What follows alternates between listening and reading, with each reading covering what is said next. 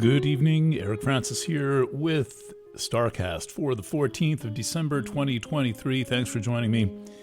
This is the edition that goes with the Thursday horoscope. And I'm taking a moment away from somewhere in between the 2024 readings. I've been at these full time now for weeks.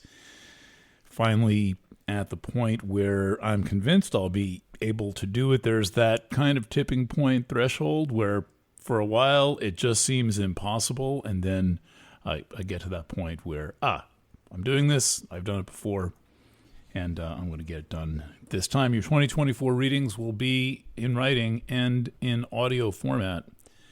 Expecting to have that to you by the 8th of January. I'll tell you a little more about that once I've done my bit on the current astrology. First of all, Mercury station retrograde on Wednesday. I'm supposed to have that chart open. This is a very unusual Mercury retrograde in that Mercury was conjunct 4 different minor planets at the time that it stationed retrograde, planets not used or even heard of by most astrologers, but I consider them to be all important discoveries, or in one case, a hypothetical planet used by the Uranian astrologers. This is highlighting a question I've had a long time, which is, what is the nature of this cluster of planets at about 6 to 8 degrees of Capricorn? The planets include Ixion, that's out by Pluto. It's a Plutino, so it's basically in the 250-ish year orbit range. And then Quasar, that's about 296 or so years. That's a Cubewano, that's a little bit past Pluto. And then Pholus, that's a Centaur planet, kind of like Chiron, only more fast-acting, more immediate, more intense in the immediate sense. And then Cupido, that's the hypothetical planet that is used by some few astrologers these days of the Uranian school of astrology. I like to use these points even though I'm not officially a Uranian astrologer. And I've been watching this for a year or two. I'm finding it written into charts I cast way far in the past and wondering what this is. Now Mercury has stationed retrograde right in the pocket of this group, and I don't know what to make of it. So I am therefore paying attention to the world around me, my feelings, insights, communications that come through, events of the world, and then responses from readers and listeners who have often provided me with some of the most astute insights into the meeting of planets, even though they're not full-time astrologers or professionals. They're just interested people who might read things or just like to pay attention. So if you're noticing anything that's unusual, and let me know. And the topic area generally would be family.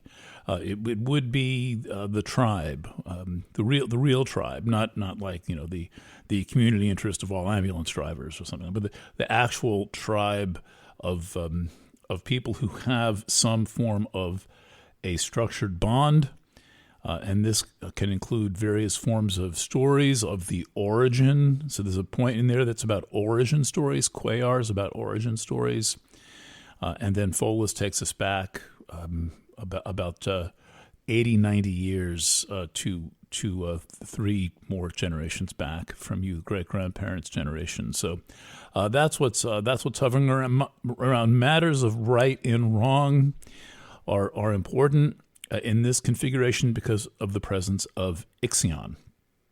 So Mercury station retrograde at 2:08 a.m. Eastern time. It looks like, no, hold on a second.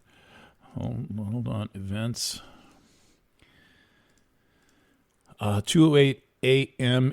Eastern time on the 13th. So that was very early Wednesday morning at 8.5 degrees of Capricorn, and it's going to back over now all of these points on the way. It's going to be ringing bells in Aries because there's stuff going on in Aries, and anything that happens in Capricorn also happens to Aries, Libra, and Cancer. And then it's going to go back into Sagittarius. There'll be a conjunction with the sun. The sun will enter Capricorn, and Mercury will continue to retrograde back into Sag, where it will station direct on the first day of the new year. This conjunction of the sun and Mercury will happen in Capricorn. That looks like it's going to happen immediately after the southern solstice. That's on December the 21st. The solstice takes place Eastern time at 10:27 p.m. Eastern time on Thursday, the 21st. So this is a brisk concentration of events around the solstice. It always is.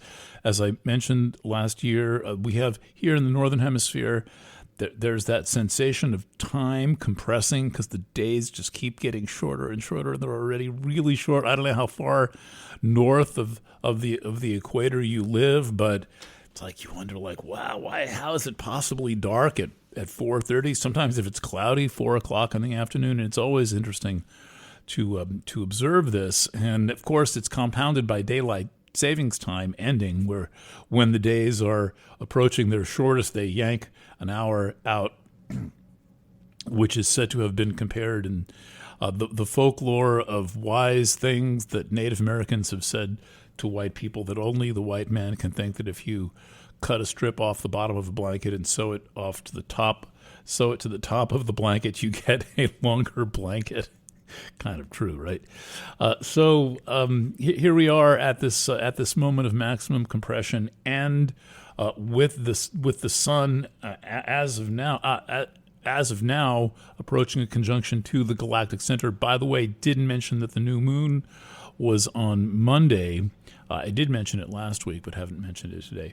Right in that galactic pocket that we are in. So many things happening normally this time of year, with the short days and the sun conjunct the deep space points in Sagittarius, and the days getting shorter and shorter, and then add to that Mercury retrograde and generally the strange times that we are living in. As of this moment, the moon is in Capricorn, right in the middle of Capricorn. So it's already moved one whole sign away from the point where it was at the new moon. And the moon is coming into a square to the grouping around the lunar nodes. That's Chiron, lunar node, north node, Eris in Aries. And then sometime tomorrow or on Saturday, I don't know how fast the moon's going right now, but it will end its time in Capricorn with a conjunction to Pluto. So beware of any lingering sense of loneliness or despondency or feeling of isolation that you might have. This is the feeling of moon conjunct Pluto, particularly in Capricorn, which can be a little moody, let's say, all by itself. And so if you're feeling like that, if you're feeling like you need some companionship of some kind, pick up the phone and talk to somebody, and you might just immediately feel better. All right, quick look at the solstice chart, though I will have more on that chart next week. That is, again, Thursday the 21st, 10:27 p.m., sun enters Capricorn. And then the sun, too, will continue will make a run over all those points in Capricorn, that cluster that I was talking about, that early family-themed cluster in Capricorn. But before it does that, it'll make a sextile to Saturn and will make a trine to Jupiter, which means Jupiter is about to station direct. So for all the strangeness in the air right now, the idea that the sun is in harmony with Saturn and with Jupiter bodes for relatively smooth motion through the physical plane. Of course, Mercury's retrograde. Take things one step at a time and know when you are making a presumption of some kind. As for what's going on with 2024, I now have 10 of the signs started. 9 of them have solid first drafts, meaning into the thousands of words, and I will be working on Leo today with the rest of the day today, and then I will be moving on to the last pair, waiting for the first draft, and that would be the Taurus Gemini pairing. I'm working my way backwards through the zodiac, so I think the order that I go in matters, and I choose it differently every year, though there are some kind of standard maneuvers. But I did the cardinal signs first, so I did Aries, Cancer, Libra, Capricorn, and then I jumped to Pisces, and I'm working my way back through the zodiac. I'm looking at having these written readings for you done, not delivered, but done. Could be around Christmas time. I think I can get these written in 10 days. I know it takes a special writer to write 60,000 words in 3 weeks, but I've done it a lot of times, and I like it to be good. I am Italian. We have to look good, if nothing else. But this will look good, read well, and be some relevant astrology for what is shaping up to be a very exciting year. I mean, given all the shit show of the world, I'm actually very optimistic about this astrology, which is, for those who ask the question, when's everyone going to wake up? We will have a moment that feels like some great awakening is happening in the spring. It'll span between the spring equinox and at least go out to Beltane around the 5th of May, where this is going to be this sensation of a really special time. So try to organize free time for yourself. See if you can get yourself to see that eclipse. It's going to cut a swath basically in the United States from Maine down to Texas. That's one of the events. And this chart deserves its own article, and we'll get one. And the reason for that is because this eclipse of the sun, this great American eclipse, I'm calling it the All-American eclipse, the great American eclipse was in 17, is exactly conjunct Chiron to the arc minute. It is astounding. The eclipse itself is off by 2 arc minutes. Then the new moon happens. The timing is a little bit different. And then the new moon has everything lined up right to the degree and minute. I've never seen anything like this. It is impossible. Chiron is basically an ice cube orbiting the sun. It's a big ice cube, 180 kilometers, but nonetheless, it's a huge comet orbiting the sun. And here it's going to line up with the moon and the sun in this exact alignment. And to me, this is just this self-actualization moment, this moment of self-awareness. It's as if imagine the digital realm is just this fog with all kinds of stuff projected on it, and it all seems so complicated, and then all of a sudden the fog just parts and you can see exactly who and what is around you, and you can feel exactly who you are. That is how I'm viewing this all-American eclipse of, I think it's April the 8th. Now, that's then followed 12 days later by the conjunction of Jupiter and Uranus. Now, 12 days the Jupiter-Uranus conjunction is already happening at the time of the all-American eclipse. 12 days on a 13-year cycle is not that many days. So the eclipse happens with the energy of Jupiter-Uranus at full strength. Meanwhile, all of this is happening, and this is just this explosion of potential going on. The markets are already doing well right now, responding. Crypto is up for the first time in 2 years, and so on and so forth. And the Fed's lowering rates. It's like an optimistic moment, and whether it's justified or warranted or not, we need the feeling of some optimism, of something to look forward to, of some moment of positivity where we're not just in the shadow of all of this bullshit and deception. And I think this is a real moment of clarity. And it goes on with Pluto entering Aquarius in the background. So we'll be solidly into this second foray of Pluto into Aquarius. The first one was in the spring of 2023. Now we get a long one that goes from January all the way out to September. There's a brief retreat into Capricorn, the last third of a degree of Capricorn. Not very much. It's a very quick return to finish unfinished business, and then Pluto returns to Aquarius Tuesday, November 19th, for the next 20 years.